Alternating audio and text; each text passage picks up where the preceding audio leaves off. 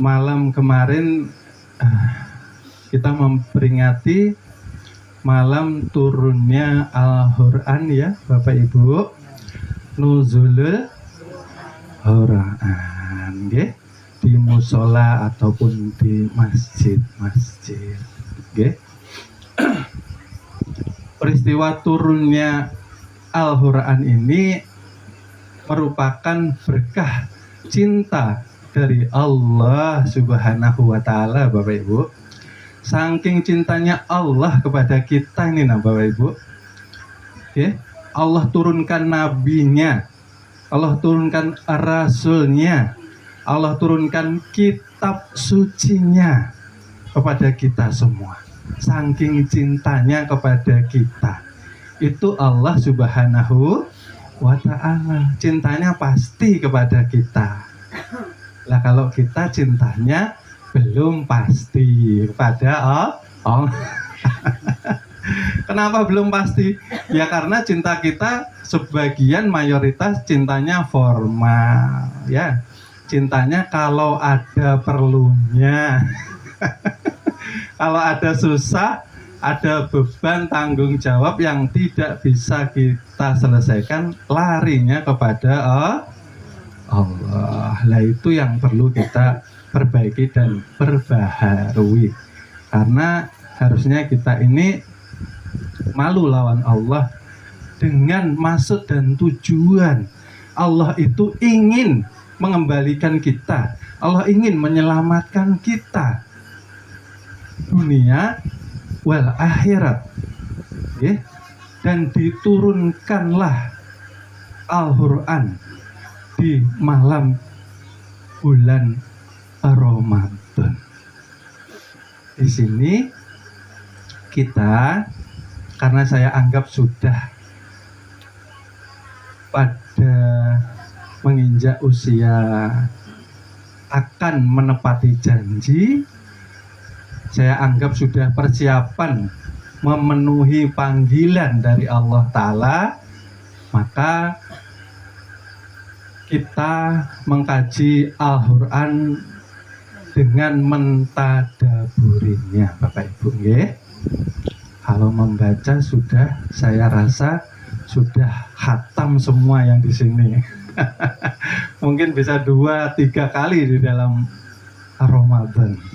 Alhamdulillah. Nah, setelah menghatamkan, mari kita belajar lebih dalam lagi di dalam mentadaburi Al-Quran sebagai petunjuk hidup keselamatan manusia. Ya.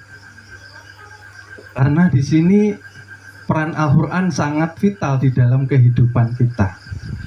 Banyak di antara kita yang hafal, yang hafiz, alangkah baiknya ditingkatkan kepada tadaburnya, agar yang diharapkan setelah kita membaca, setelah kita mengamalkan, lalu kita mentadaburi, akhirnya kita bisa muhasabah diri, Bapak Ibu. Muhasabah diri itu seperti apa? Merenungkan setiap nuzulul Quran yang diturunkan kepada kita, apa dampak pengaruh di dalam diri kita setelah kita menghatamkannya. Maka ia sebagai petunjuk jalan keselamatan hidup. Kira-kira apakah jalan kita sudah lurus sesuai petunjuknya Allah dan junjungan Nabi besar kita, junjungan Nabi Muhammad sallallahu alaihi wasallam? Apakah kita sudah tunduk, taat, patuh terhadap perintah-perintah yang Allah turunkan di dalam kitab sucinya? Atau sebatas kita membaca hanya untuk menghatamkannya? Dan itu terlihat di dalam kehidupan kita, Bapak Ibu. Yang paling nyata terlihat ialah di dalam kegiatan yang pertama yang jelas ibadahnya, ya. Belajar ilmu tauhid, belajar ilmu ketuhanan, harus semakin rajin, harus semakin giat di dalam ibadahnya. Yang wajib jangan sampai ditinggalkan, ya. Itu jelas 5 waktu, ya. Sholat, bagaimana sholat itu pun harus kita dalami. Setelah kita pintar, ya, kita bisa menjalankan secara syariatnya, maka sholat pun itu harus kita dalami melalui thariqahnya. Karena tubuh jasmani menghadap kiblat, hati harusnya bisa hadir kepada Allah Subhanahu wa Ta'ala. Itulah tarikatnya. Karena kebanyakan daripada kita ketika takbir pikirannya mengembara. Itu tanda tarekat kita harus diperbaiki. Tarekat jalan menuju kepada Tuhan melalui kolbu yang bersih dan suci. Lalu ditingkatkan lagi kualitas sholatnya, ya. Zahirnya sudah bagus, taat 5 waktunya, ya. Kalbunya sudah bersih. Lalu ditingkatkan ke hakikatnya. Jangan sampai terjadi kesirikan. Sirik itu menduakan. Menduakan itu amunnya kita merasa hidup, Allah mempunyai sifat hidup, lalu mana yang sebenar-benarnya hidup? Nah, amunnya kita ini, Bapak Ibu merasa hidup, ulun mampu sholat, lalu Allah itu mempunyai sifat hayyin, ini hayat hidup. Berarti kita ini menandingi itu di dalam pandangan qalbu. Berarti kita mengerjakan sholat haruslah terbebas dari perbuatan syirik kafiul khafi, syirik yang sangat amat tersembunyi, yang sangat amat halus, kayak tepung, ya. Ya, seperti itu. Lalu nanti setelah tarikatnya sudah benar, tarikatullahnya, hakikatullahnya, ruhnya terbebas dari kesyirikan, maka insya Allah sholat itu akan disampaikan oleh Allah. Allah yang menyampaikan kepada titik kita dimakrifatkan, kepada titik kita dikasabkan, hingga sholat kita mampu, Bapak Ibu, mencegah dari perbuatan keji dan munkar. Nah, seperti ini contoh yang perlu kita renungkan, Bapak Ibu. Kita merenung jujur ke dalam pribadi kita masing-masing. Sudah berapa tahun kita sholat?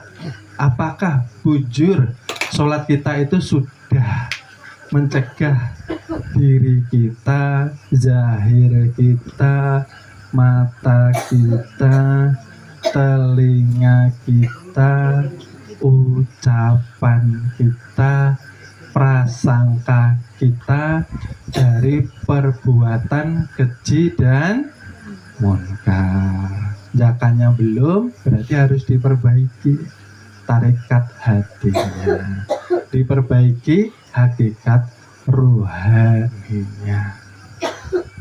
Ya, bukankah sholat ini harus bersih, ya Bapak Ibu? Makanya diwajibkan wudhu secara zahir, menghilangkan najis, ya Bapak Ibu, betul? Lalu ada faktor batiniahnya yang menghadap kepada Allah Subhanahu wa Ta'ala. Itu pun ada yang dikatakan najis batin. Ini pun perlu kita perhatikan di dalam kita belajar. Tidak boleh asal-asalan, asal sholat, menggugurkan kewajiban, selesai tanggung jawab kita. Itu pelajaran ketika kita masih anak-anak, ketika kita masih remaja, sampai mungkin kita dewasa. beranjak senja ini Bapak Ibu, beranjak kita tua, kira-kira umur kita ini ada yang mengetahui atau tidak Bapak Ibu batasnya, expirednya, tanggal kita kembali kepada Allah Nina Bapak Ibu, apakah bujur menunggu tuha banar, apakah menunggu kita sakit-sakitan, ada Bapak Ibu?